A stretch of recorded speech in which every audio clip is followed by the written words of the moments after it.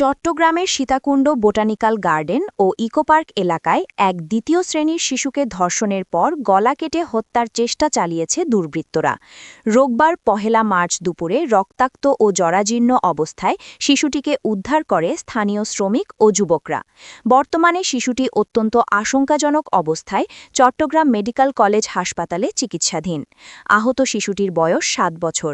সেই সীতাকুণ্ড উপজেলার কুমিরা ইউনিয়নের মাস্টারপাড়ার বাসিন্দা। প্রত্যক্ষদর্শী ও পুলিশ সূত্রে জানা যায়, শনিবার দুপুর ২টার দিকে ইকো পার্কের প্রায় ৫ কিলোমিটার গভীরে সড়কে ব্লকের কাজ করছিলেন শ্রমিকরা। এ সময় একটি স্ক্যাভেটার চালক দেখতে পান একটি রক্তাক্ত শিশু জঙ্গল থেকে টলমল পায়ে হেঁটে রাস্তার দিকে আসছে।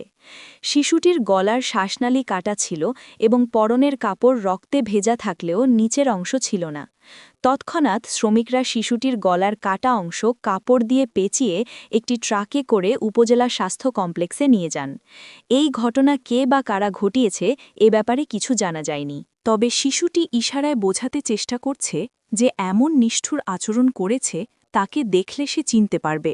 সীতাকুণ্ড উপজেলা স্বাস্থ্য কমপ্লেক্সের কর্মকর্তা মোহাম্মদ আলতাব হোসেন জানান, শিশুটির অবস্থা অত্যন্ত গুরুতর। তার শ্বাসনালী কেটে যাওয়ায় সে কথা বলতে পারছে না। প্রাথমিক আলামত ও পোশাকের অবস্থা দেখে ধারণা করা হচ্ছে সে ধর্ষণের শিকার হয়েছে। উন্নত চিকিৎসার জন্য তাকে দ্রুত চমেক হাসপাতালের ওসিসি অর্থাৎ ওয়ান স্টপ ক্রাইসিস সেন্টারে পাঠানো হয়েছে। সীতাকুণ্ড মডেল থানার ওসি মহিনুল ইসলাম বলেন, খবর পেয়ে ঘটনাস্থলে পুলিশের একটি টিম পাঠানো হয়েছে। মেয়েটিকে কুমিরা থেকে তুলে আনা হয়েছিল। ইকোপার্কের সড়কে কর্মরত ৩ যুবক গলাকাটার রক্তাক্ত শিশুকে উদ্ধার করে স্বাস্থ্য কমপ্লেক্সে নিয়ে আসে। ধন্যবাদ, সাথেই থাকুন। এখন নিউজ।